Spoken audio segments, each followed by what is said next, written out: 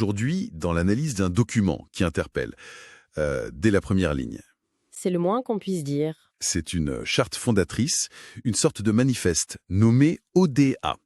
Alors l'acronyme, c'est déjà tout un programme. Ontologie, déontologie, éthique, altérité. Exactement. Et le texte part d'un constat assez brutal sur notre époque. Il parle d'une dissociation radicale entre la puissance de nos savoirs et la pauvreté de notre sagesse. En clair, on n'a jamais eu autant d'outils, autant de technologies. Et on n'a jamais été aussi perdu face aux conséquences. C'est un peu ça l'idée. C'est tout à fait ça.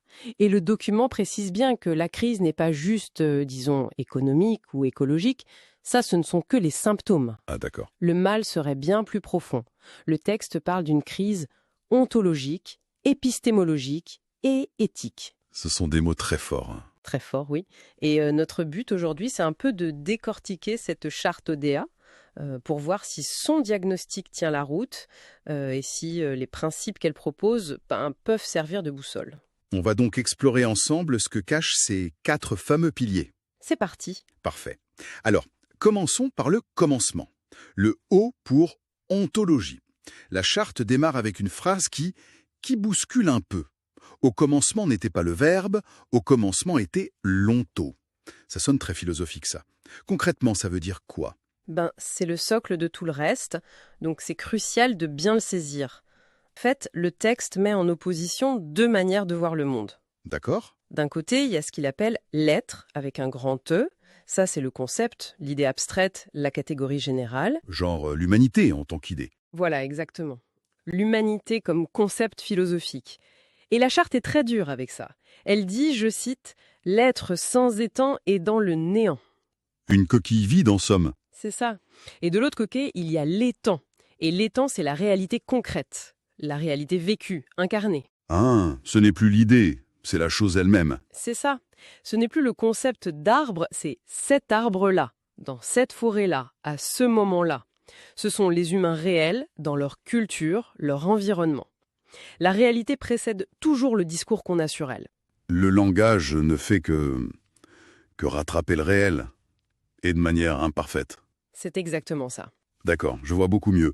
C'est un appel à se reconnecter au tangible avant de se perdre dans les abstractions. Et j'imagine que ça nous mène tout droit à l'article suivant sur la complexité originelle. On y est. Le texte est vraiment très très critique envers le simplisme. C'est plus que critique. Il le qualifie de violence ontologique. Carrément, le mot est choc. Il est choc, mais il est logique dans cette perspective. Si la nature même du réel, de l'étant, c'est d'être diverse, multiple, interconnectée, alors toute tentative de la réduire à un modèle unique, C'est une forme de violence. c'est une violence faite au réel, oui. Le document affirme que cette diversité, ce n'est pas un bug à corriger. C'est la fonctionnalité principale du monde, si on veut.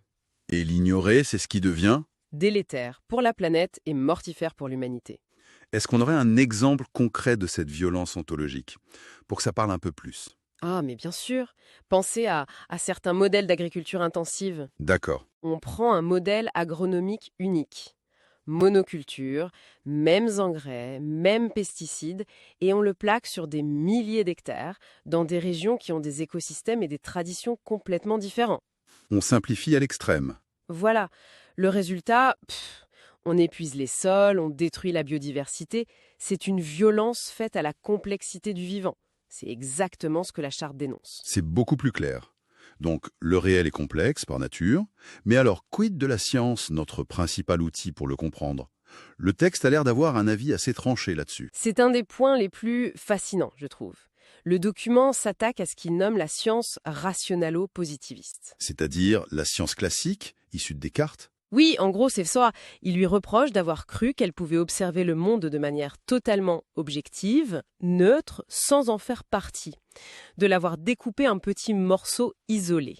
Et en opposition, elle brandit les leçons de la physique quantique. La physique quantique. C'est surprenant de l'avoir invoqué dans un texte comme ça. Et pourtant, c'est central. Pour la charte, la physique quantique a en quelque sorte dynamité les certitudes de la science classique. Elle nous a appris au moins 4 choses. D'accord, lesquelles? Primo, notre savoir a des limites infranchissables. Secondo, l'observateur n'est jamais neutre, il influence ce qu'il observe. Ah oui? Tertio, le réel a une part d'indétermination. Et donc, conclusion logique de tout ça, quarto, notre savoir nous engage. Il implique une responsabilité immense. On ne peut plus prétendre être de simples spectateurs. Et c'est là qu'intervient ce que le texte appelle une incongruité intellectuelle majeure. Exactement. Il dit qu'on adore les technologies qui sortent du quantique, nos ordinateurs, nos lasers, mais qu'on refuse... D'appliquer les leçons philosophiques de cette même science à notre manière de penser le monde. C'est fou dit comme ça. Bah oui. C'est comme si on utilisait un smartphone surpuissant tout en continuant de penser que la Terre est plate. On a des outils du 21e siècle, mais un mode d'emploi mental qui date parfois du 17e. Et ce décalage, pour ODA, serait au cœur de la crise. Voilà. D'accord, donc si le monde est un réseau complexe et que notre savoir a des conséquences directes dessus, ça nous rend responsables. Et c'est là qu'intervient le D de déontologie, j'imagine. On y est. Le pilier de la déontologie, c'est la responsabilité systémique. Responsabilité systémique. Le postulat est simple. Aucun acte, aucune connaissance n'est neutre. Tout s'inscrit dans un réseau de conséquences.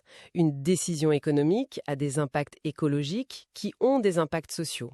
C'est une critique de cette manie de se concentrer sur le comment sans jamais se poser la question du pourquoi. C'est une critique radicale de ça, oui. Le comment sans le pourquoi est qualifié d'imposture intellectuelle et d'irresponsabilité. Le texte utilise des mots un peu intimidants pour décrire ça. La déontologie doit être écosystémique et même méta-écosystémique. Là, il nous faut un décodeur. Oui, le jargon peut faire un peu peur, mais l'idée est assez intuitive en fait. Alors, Écosystémique, ça veut dire qu'on doit penser aux conséquences de nos actes à l'intérieur d'un système donné. L'écosystème d'une forêt, le système social d'une ville. ok, ça va. Méta-écosystémique, c'est le niveau au-dessus. C'est l'effet papillon à grande échelle. C'est réaliser qu'une décision financière prise à Londres peut, par une cascade de conséquences, affecter une mangrove au Vietnam. Ce qui va bouleverser la vie des pêcheurs locaux. C'est exactement ça. C'est penser les liens entre les systèmes eux-mêmes. Ok, donc on a une vision du réel, l'ontologie, et un principe de responsabilité, la déontologie. Il nous faut maintenant une boussole pour agir. C'est le E pour éthique. On y arrive. Et le texte insiste bien, ce n'est pas juste un supplément d'âme. Non, ce n'est pas la cerise sur le gâteau. C'est la condition même pour que notre savoir soit, je cite, véritablement humain. Cette éthique repose sur 3 piliers: reconnaître nos limites, prendre en compte les conséquences et surtout refuser la toute-puissance. L'idée que tout ce qui est possible n'est pas forcément souhaitable. C'est ça. Et il y a une nuance très intéressante. Le principe directeur n'est pas l'humanisme classique, mais ce que le texte appelle le principe d'humanité. Quelle est la différence ? L'humanisme, dans sa version un peu caricaturale, a parfois placé l'homme au-dessus de tout, maître et possesseur de la nature. D'accord. Le principe d'humanité tel que défini ici, c'est autre chose. Le progrès ne se mesure plus à l'accumulation de pouvoir, mais à l'approfondissement du sens. Une innovation est-elle un progrès si elle nous rend plus puissants, mais nous vide de notre sens? Pour ODA, la réponse est non. Mais en se concentrant sur ce principe d'humanité, est-ce qu'on ne risque pas de retomber dans une vision uniquement centrée sur l'humain? Excellente question. Et c'est la transition parfaite vers le dernier pilier, le A, pour altérité. Ah, voilà. La charte est une charge très claire contre l'anthropocentrisme. Cette idée que le monde n'est qu'une ressource à notre disposition.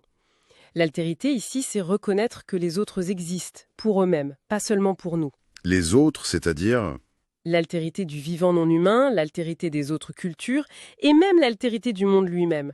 Sa capacité à nous surprendre, à résister à nos modèles. Ça résonne avec des débats très actuels sur les droits de la nature, par exemple. Complètement. La phrase qui résume cette posture est très forte. Reconnaître l'altérité, ce n'est pas renoncer à comprendre, c'est refuser de dominer. C'est une éthique de la relation, pas de l'appropriation. Voilà.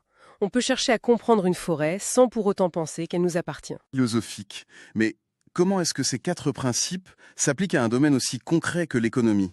Le texte y consacre son dernier article. Et la première chose qu'il fait, c'est de dire que l'économie n'est pas une science dure. Ah, C'est une pratique sociétale. Et ça change tout. Si c'est une pratique, alors elle est soumise à des choix, des valeurs, une éthique. elle n'est pas gouvernée par des lois naturelles immuables. Non. Et du coup, la charte lui reproche d'être devenu un mondialisme affairiste qui a oublié sa finalité.